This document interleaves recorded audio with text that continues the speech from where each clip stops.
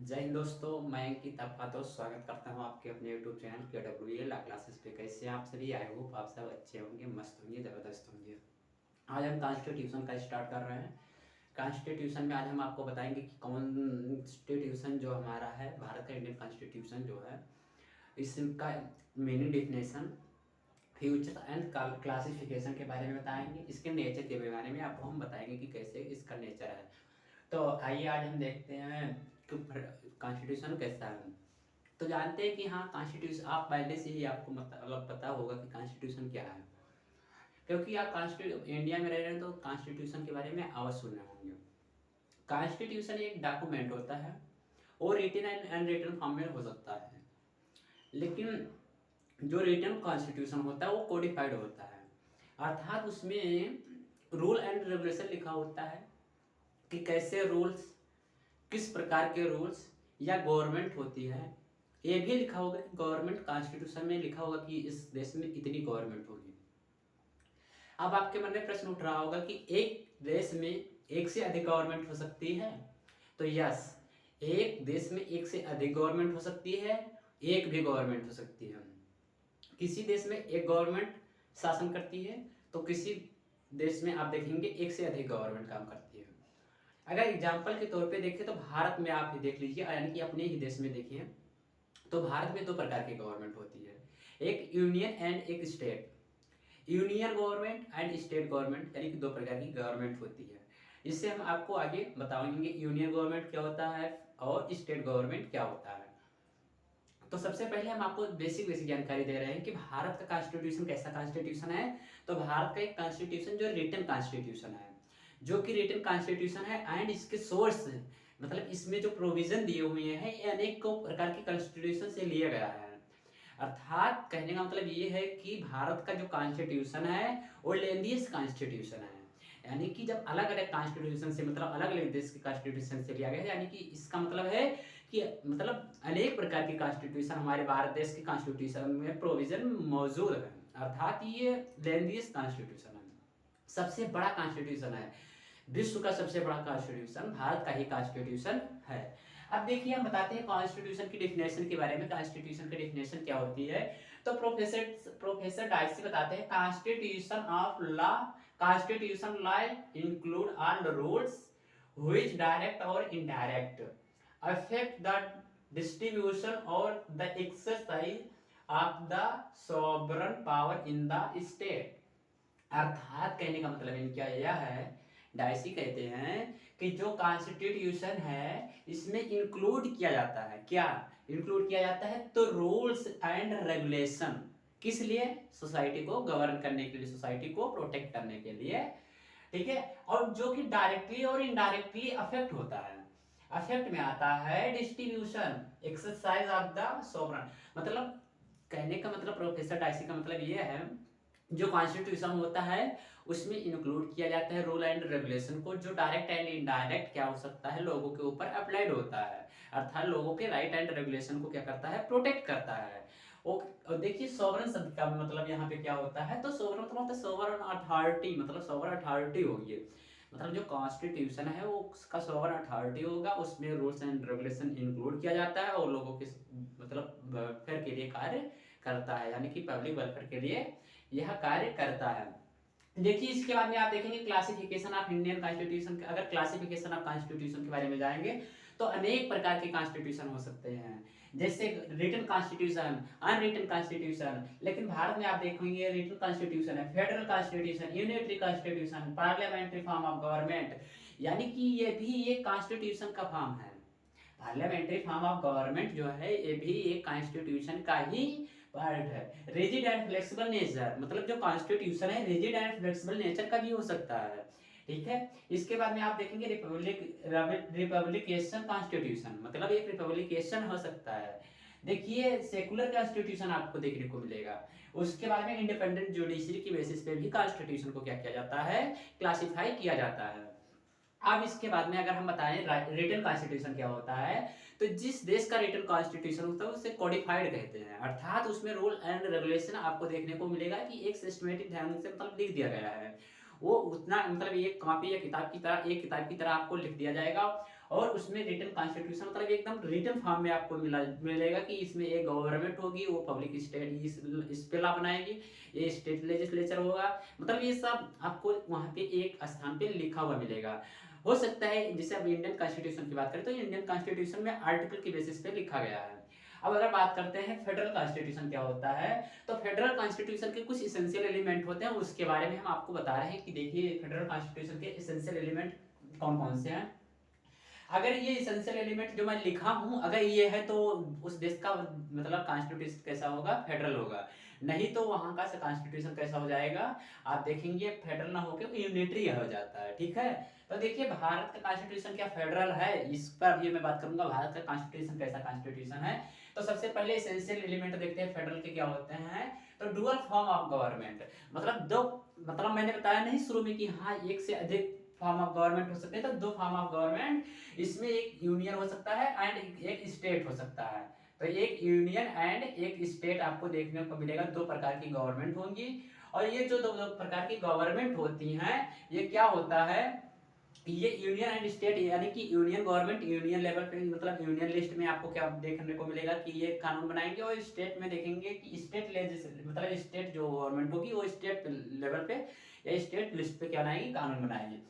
Division of power, अब देखिए अगर डिवीजन ऑफ पावर के बारे में मैं बात करता हूँ तो पावर को डिवीजन कर दिया गया है, यानी यूनियन एंड स्टेट के जो पावर हैं उनको डिवीजन कर दिया गया है।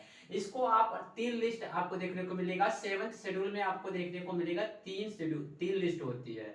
कौन कौन सी लिस्ट होती है, तो एक यूनियन लिस्ट होती है, ठीक है, और एक स्टेट लिस्ट होती है, और एक कॉन्करेंट लिस्ट होती है।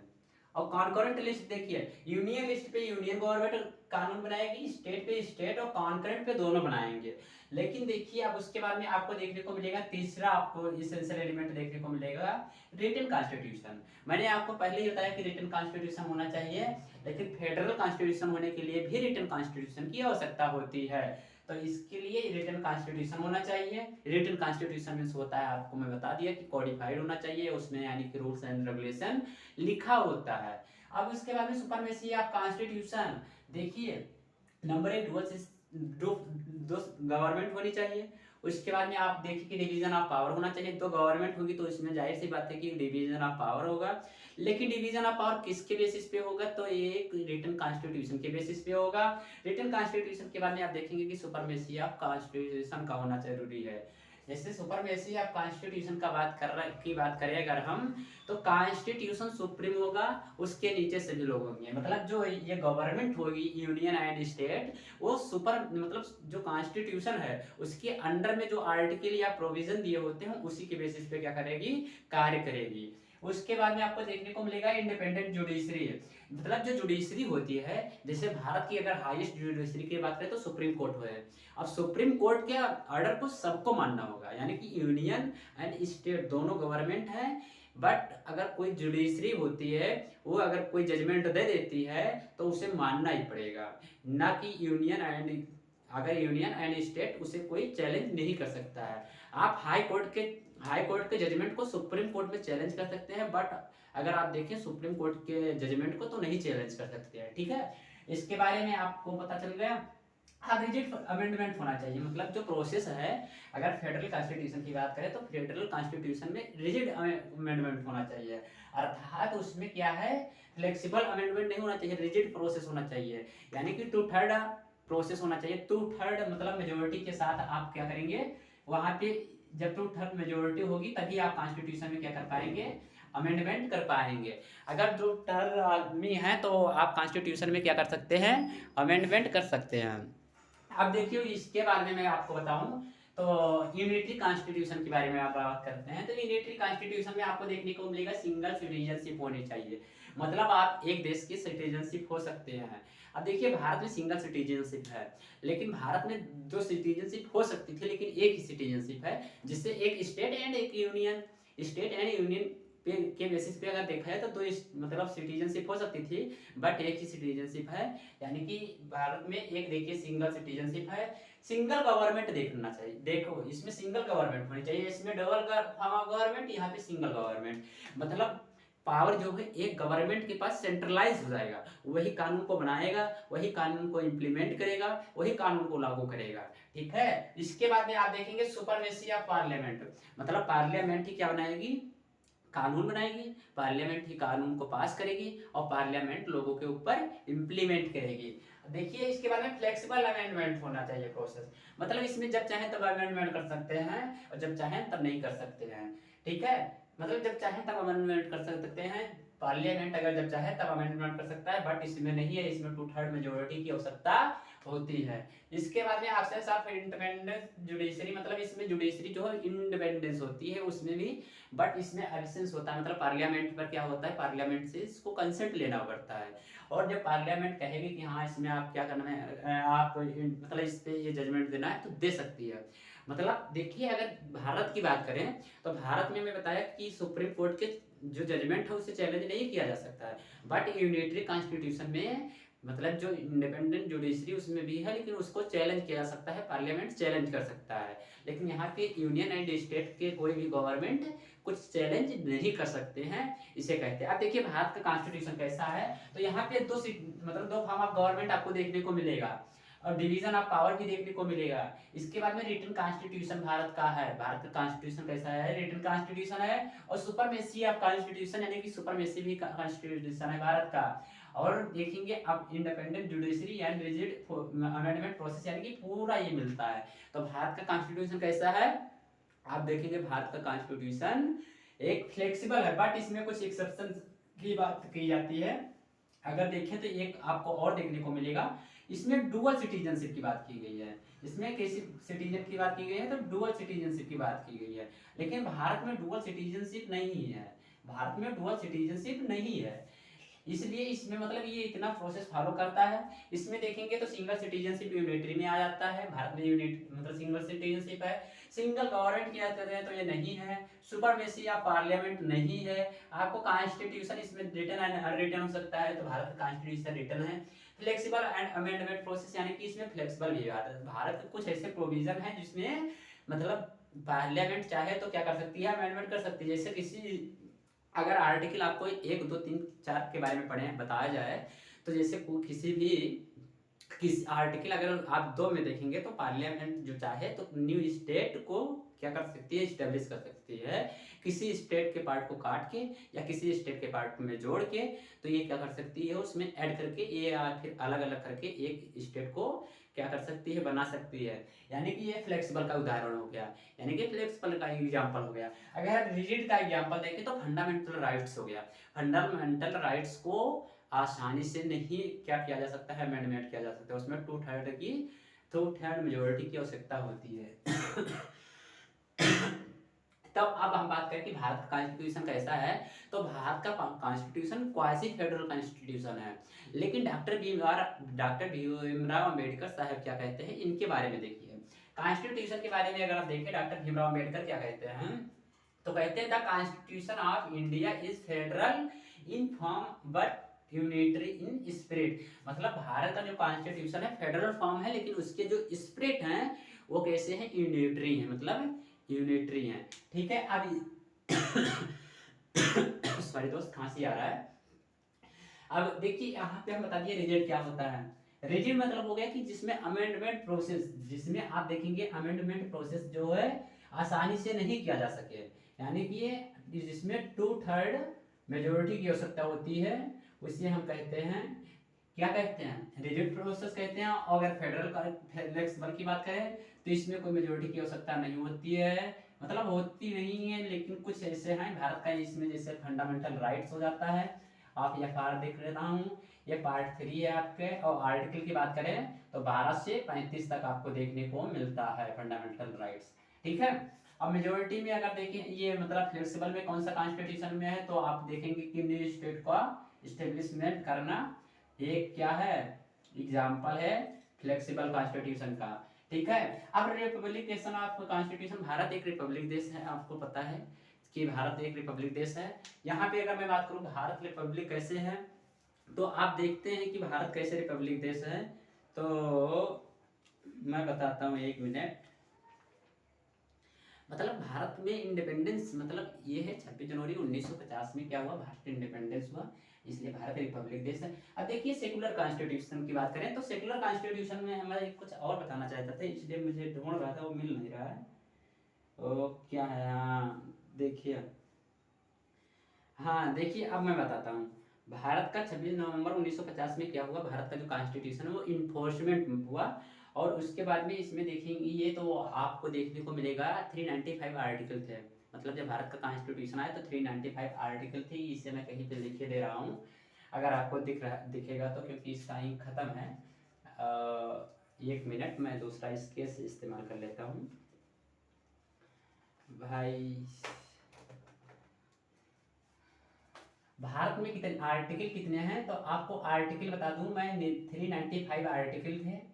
और आपको बात करता हूँ 395 आर्टिकल थे, और पार्ट कितने थे भारत में, तो भारत के कॉन्स्टिट्यूशन में तो आपको 22 पार्ट देखने को मिल रहे थे। एंड शेड्यूल की बात करें तो शेड्यूल आपको 8 देखने को मिल रहे थे। बट अगर अब इस समय देखें, आप देखें आपके देश में तो आपको 470 प्लस यानी कि 40 प्लस आपको कॉन्स्टिट्यूशन ये देखने को मिलेंगे आर्टिकल, यानी कि 25 प्लस आपको पार्ट देखने को मिलेंगे। और इसके बाद में 12 यानी कि 12 प्लस आपको शेड्यूल देखने को मिलेंगे भारत में। अब देखिए सेकुलर कॉन्स्टिट्यूशन किसे कहते हैं, तो सेकुलर कॉन्स्टिट्यूशन भारत की एक अमेंडमेंट यानी कि 42nd अमेंडमेंट 1976 के द्वारा भारत में ये भारत के प्रियम्बल में, भारत के इंडियन कॉन्स्टिट्यूशन के प्रियम्बल में सेकुलर शब्द को जोड़ा गया है। ठीक है, कब जोड़ा गया है तो मैं बता देता हूँ आपको। यहाँ पे आपको देखने को मिलेगा 42nd अमेंडमेंट, ठीक है, 1976 है ना, 1976, चलो 1976, ये 3 नए शब्द जोड़े गए थे तो इसमें से एक सेकुलर कॉन्स्टिट्यूशन का था। तो ठीक है, सेकुलर मतलब होता है कि यहाँ पे सेकुलर मतलब जो भारत का, आपको मैं बताऊं, भारत यानी कि जो यूनियन एंड स्टेट है तो स्टेट जो है वो रिलीजन के बेसिस पे नहीं है। इसलिए बताया जाता है कि इंडिया मतलब India that is Bharat, India that is Bharat मतलब इंडिया भारत है। और देखिए आपको देखने को मिलता है state the union and east trace, मतलब भारत और उसके अनेक क्षेत्र। इसमें ये कहीं आपको रिलीजन शब्द नहीं देखने को मिलेगा, इसलिए कहा गया भारत एक सेकुलर देश मतलब सेकुलर कंट्री है। और जिसको तो 42nd अमेंडमेंट 1976 के द्वारा क्या किया गया है, इसमें प्रियम्बल में जोड़ा गया है यानी कि ऐड किया गया है। इंडिपेंडेंट जुडिशरी में बताया क्या होता है कि इंडिपेंडेंट जुडिशरी मतलब होता है कि मतलब अगर इंडिपेंडेंट जुडिशरी कोई कार्य कर रही है, अगर जुडिशरी कोई कार्य कर रही है तो उसमें कोई भी हस्तक्षेप नहीं करेगा, यानी कि उसको कार्य में कोई भी बाधा नहीं डालेगा। और अगर देखिए अगर हाईएस्ट यानी कि सुप्रीम कोर्ट की बात करते हैं तो अगर कोई जजमेंट सुप्रीम कोर्ट देता है तो उसको चैलेंज नहीं किया जा सकता है, मतलब किसी भी गवर्नमेंट या किसी भी सिटीजनशिप के द्वारा। ठीक है, बल्कि आप हाई कोर्ट की जजमेंट को क्या कर सकते हैं, चैलेंज कर सकते हैं सुप्रीम कोर्ट में। ठीक, अब देखिए ये मैं कंप्लीट करा दिया हूँ। अब देखिए भारत के फ्यूचर्स मतलब इंडियन कॉन्स्टिट्यूशन की फ्यूचर्स की बात करें तो फ्यूचर्स आपको पहले से बहुत ज़्यादा मालूम है। जैसे भारत का कॉन्स्टिट्यूशन रिटन कॉन्स्टिट्यूशन है, एक फ्यूचर। दूसरा आपको देखने को मिलेगा लैंड कॉन्स्टिट्यूशन है, तो लैंड कॉन्स्टिट्यूशन, इसमें फंडामेंटल राइट्स भी हैं, ये भी एक फ्यूचर। डीपीएसपी भी है, ये भी फ्यूचर।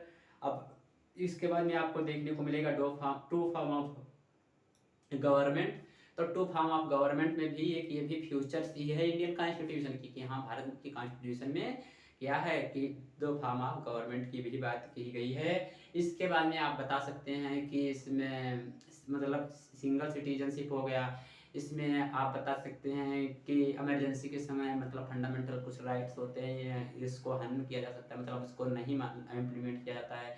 ऐसे आप बता सकते हैं कि भारत का जो कॉन्स्टिट्यूशन है इसमें आप कह सकते हैं कि लोगों के, आप कह सकते हैं कि एक तरीके से लोगों के द्वारा, यानी कि लोगों को बाय इलेक्शन के द्वारा मतलब इलेक्शन के द्वारा गवर्नमेंट चुना जाता है। मतलब ये सब आपको मतलब जो कॉन्स्टिट्यूशन के बारे में जानते हैं वो ये फ्यूचर्स में डाल सकते हैं। ठीक है, तो आज का वीडियो यहीं पे ख़त्म करते हैं। तो हमारा वीडियो आपको कैसा लगा है कमेंट बॉक्स में ज़रूर बताइएगा। मिलते हैं अगले वीडियो में। जय हिंद, जय भारत।